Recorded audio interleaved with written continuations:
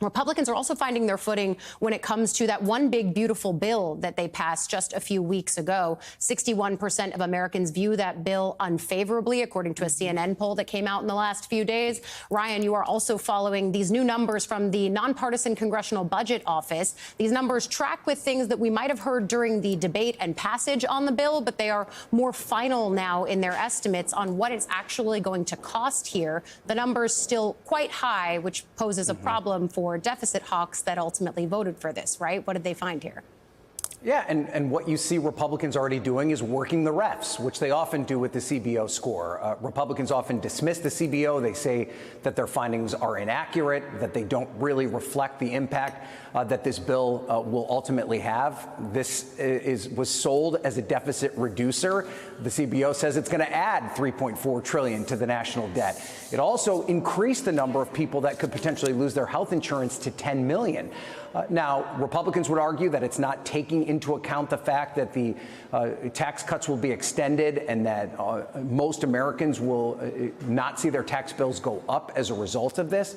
But I think what this really comes down to, Allie, is how well Republicans are going to be able to message this bill versus how well Democrats are going to be able to attack it. As that polling shows, Democrats have been very successful to this point in trying to convince the American people that this bill is ultimately not going to be good for them. And I think in many ways, this could become the focal point on which the 2026 midterms play themselves out. And what Republicans have at their advantage as we head into these midterms is that most of the major impacts of this bill are not going to happen until the midterms take place. And so while you can message this back and forth, ultimately voters vote in their own self-interest. And if they feel when the 2026 midterms come around that the bill really didn't impact them all that much and their taxes stayed where they were, then maybe Republicans survive. So it will be incumbent upon Democrats to forcefully point out that the worst impacts of this bill in their minds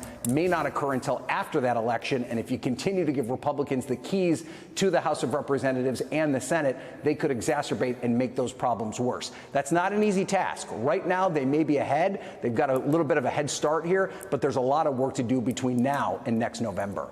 A lot of work to do and, frankly, a lot of time within which to do it. NBC News Chief Capitol Hill correspondent Ryan Nobles, thank you. Sam Stein, give you the last word on this story. I think even Republicans were clear about the fact that Democrats got the jump on them in terms of defining what's in this bill. But there's 18 months, 16 months until the 2026 elections. That's a long time for people to change their minds, forget, be reminded again. I mean, anything could happen on that. Yeah, I'm sort of reminded about when Joe Biden came into office and passed this COVID Recovery Act and included $1,000 checks for a lot of people, and everyone's like, well, that's going to surely wrap up the midterms. And it was like, no, you have 18 months. Like, people are going to forget that they got that check. And in this case, it's very well possible that people forget what's in this bill. And as Ryan notes, some of the components aren't going to take place until even after the election. That said, there are things that do take place prior to the election. Extended Obamacare subsidies are supposed to lapse. We're looking at, 15% rise in healthcare premiums. We know from history that will hurt.